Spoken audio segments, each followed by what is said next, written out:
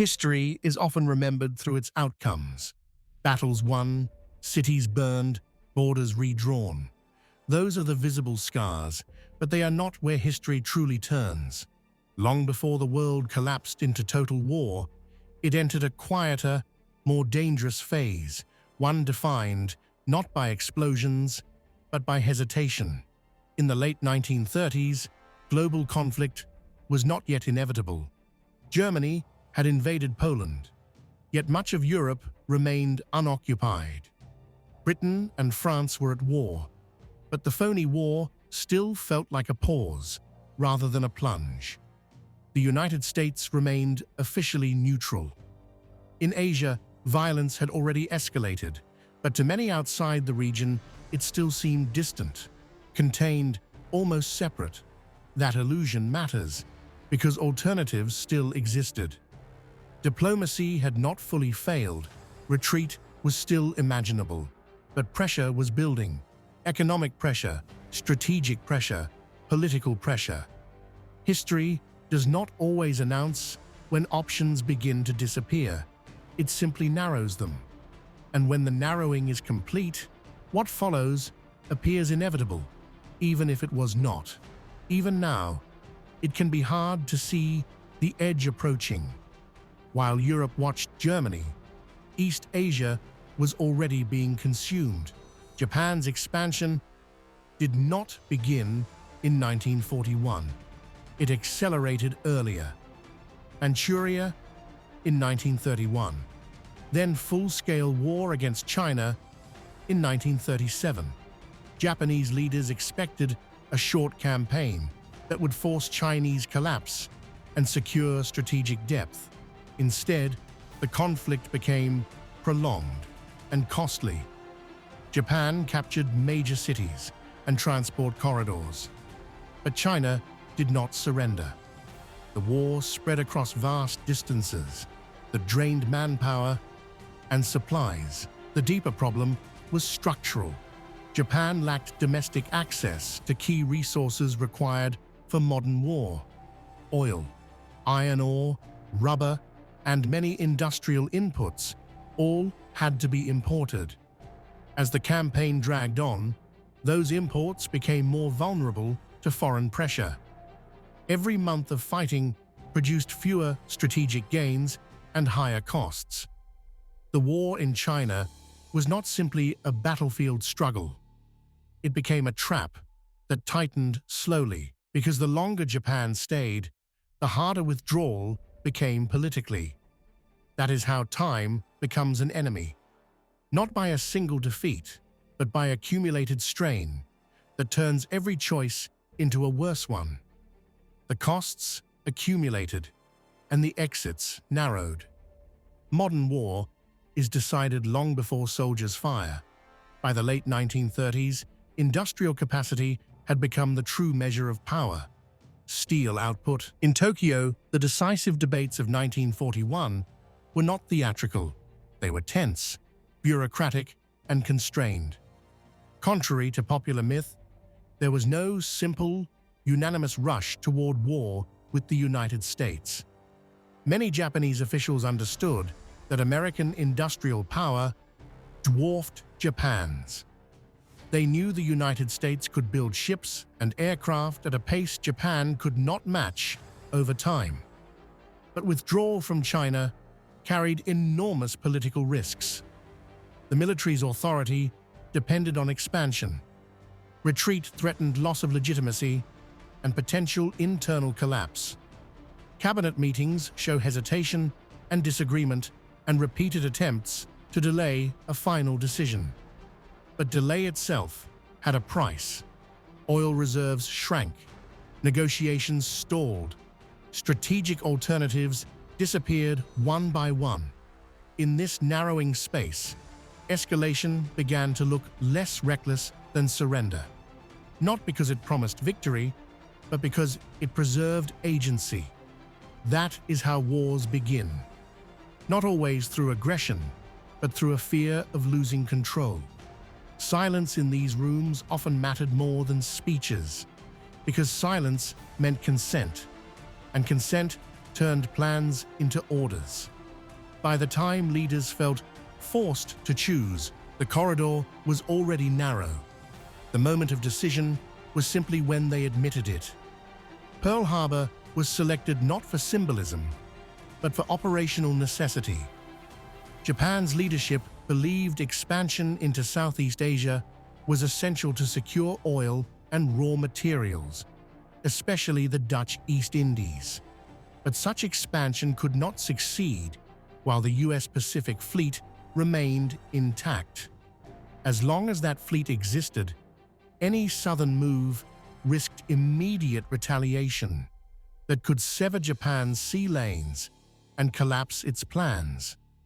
Japanese naval doctrine assumed that a sudden, decisive strike could neutralize American power long enough to secure resources, fortify defenses, and force negotiations.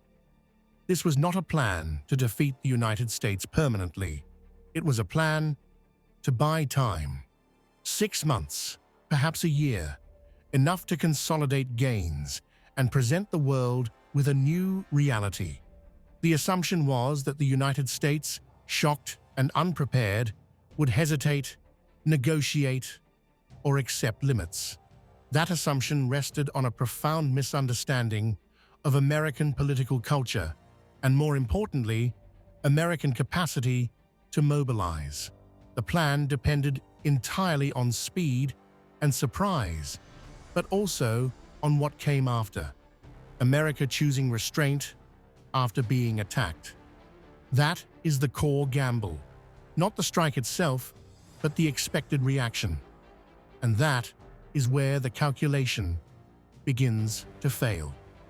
On the morning of December 7th, 1941, the harbor looked ordinary. Battleships sat at anchor, routines continued, and the early light made the scene feel almost calm. Then the attack achieved near total surprise. Aircraft descended, bombs fell, and within hours, more than 2,000 Americans were dead. From a tactical standpoint, the strike was devastating.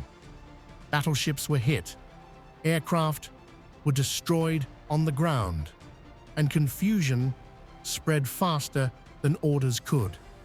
But strategy is not measured by damage alone. Several critical elements were missed. American aircraft carriers were not in port.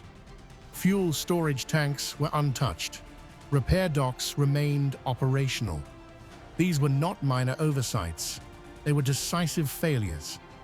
Japan delivered shock, but not paralysis. Within hours, the United States retained the capacity to recover, repair, and respond. The attack changed the war's trajectory, just not in the way its planners intended. Instead of forcing hesitation, it produced clarity. Instead of dividing opinion, it unified it. The moment the bombs fell, diplomatic ambiguity vanished. What was meant to delay intervention ensured it. The strike did not pause the war. It accelerated it, because it removed the final political argument against entering it. This is the part most people miss, because it is not cinematic. In hindsight, the most important targets at Pearl Harbor were not the ships that burned. They were the facilities that survived. Oil storage tanks allowed the Pacific Fleet to refuel immediately. Repair docks and workshops enabled damaged ships to return to service in months rather than years. Submarine facilities and logistics networks continued operating. Because these structures remained, the US Navy recovered far faster than Japan anticipated. This was the strategic turning point. Japan had gambled on paralysis. Instead, it triggered mobilization. The material foundations of American power were left standing, and capacity decides wars. Japan struck force, but spared infrastructure.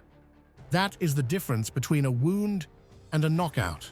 From this moment forward, the war's outcome became less about brilliant operations and more about replacement. Who could rebuild faster? Who could train crews? Who could keep ships supplied across oceans? Japan's plan was built on the idea that time could be purchased. But by leaving the infrastructure intact, it ensured that time would begin to favor the United States almost immediately. The burning ships mattered. The surviving tanks mattered more. Because what survives determines what comes next. Before Pearl Harbor, the United States was divided. Isolationism was real, and many Americans opposed entering another overseas war. Even as aid flowed to Britain through Lend-Lease, the political argument was whether direct involvement was necessary. Pearl Harbor ended that argument in a day. The reaction was not celebration, it was resolve. Newspapers announced the attack, serious faces replaced debate, and Congress declared war with overwhelming support. What Japanese planners expected, hesitation, negotiation, fatigue, did not arrive. Instead, the attack unified opinion and clarified purpose. That matters because wars are not sustained by weapons alone. They are sustained by political will. Pearl Harbor created will. It removed ambiguity in a way diplomacy never could. It turned the conflict from distant to personal, from optional to unavoidable. And once a democracy commits fully, it does not easily disengage. The country did not panic. It organized. It recruited. It redirected industry. The shock was absorbed and converted into action. In the language of strategy, this is the moment uncertainty collapses. The question is no longer, should we fight? The question becomes, how do we win? That change is irreversible, and it is exactly what the attack was supposed to prevent. What followed Pearl Harbor was not simply a military response. It was an industrial transformation, unlike anything the world had ever seen. Within weeks, the United States shifted from peacetime production to total war mobilization. Factories that once produced consumer goods were converted to assemble aircraft, ships, and armored vehicles. Automobile plants became aircraft factories. Shipyards expanded at unprecedented speed. By 1943, the United States was producing more military equipment than all Axis powers combined. This was not a gradual advantage. It was overwhelming. American shipyards launched a new cargo vessel every few days. Aircraft production reached tens of thousands per year. The scale was so vast that logistics, not combat, became the central challenge. Japan had gambled on speed and precision. The United States answered with capacity. From this moment forward, the war was no longer decided primarily by battlefield tactics or individual victories. It was decided by output, replacement, and endurance. The strategic balance had shifted permanently, not because of a single battle, but because of industry. When Germany declared war on the United States on December 11, 1941, the conflict crossed a final threshold. What had once been separate wars, one in Europe, one in Asia, merged into a single global conflict. From that moment on, strategy could no longer be isolated. Decisions in Berlin affected outcomes in the Pacific. Losses in Asia influenced operations in Europe. This fusion reshaped the war entirely. The United States now fought on multiple fronts, but with unified command, unified production, and unified purpose. The Axis powers, by contrast, remained divided by geography, by coordination, and by resources. At this stage, the question was no longer whether the war could be contained. It could not. Diplomatic exits vanished. Neutrality became impossible. Every major industrial power was now committed. World War II had become total, not only in scale, but in consequence. The path back no longer existed. The decision to attack Pearl Harbor was made in a matter of minutes. The consequences lasted years and reshaped the world for generations. The war redrew borders, dismantled empires, and accelerated technological change at a pace never seen before. It led directly to the nuclear age, the division of Europe, and the emergence of the United States and the Soviet Union as global superpowers. But Pearl Harbor also offers a deeper lesson. History does not turn on inevitability. It turns on moments when leaders believe time has run out, when pressure narrows choices until action feels unavoidable. These decisions are rarely made in certainty. They are made in fear, urgency, and incomplete information. And once they are made, they do not remain in the past. They echo through decades, through institutions, through the world we inherit. Pearl Harbor reminds us that global catastrophes often begin not with hatred, but with calculation, not with certainty, but with the fear that options are disappearing. Once that choice was made, history accelerated beyond anyone's control.